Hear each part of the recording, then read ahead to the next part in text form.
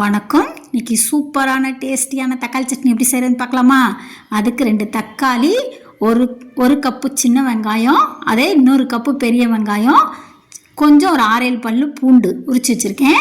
இப்போ இருப்புச்சட்டியில் எண்ணெய் ஊற்றி 1 ஸ்பூன் கடலைப்பருப்பு, 6 காஞ்ச மிளகாய், அப்புறம் வெங்காயம் எல்லாத்தையும் சேர்த்து நல்லா வறுத்துக்கலாம். இப்போ மிளகாயை மட்டும் தனியாக நான் எடுத்து வச்சுக்கிட்டேன், அது இல்லைன்னா கருப்பாக போயிடும். அதனால் இதெல்லாம் நல்லா வதங்கட்டும்.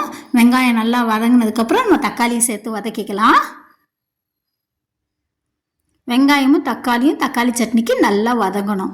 வதங்கினா தான் நல்லா டேஸ்ட்டாக இருக்கும்.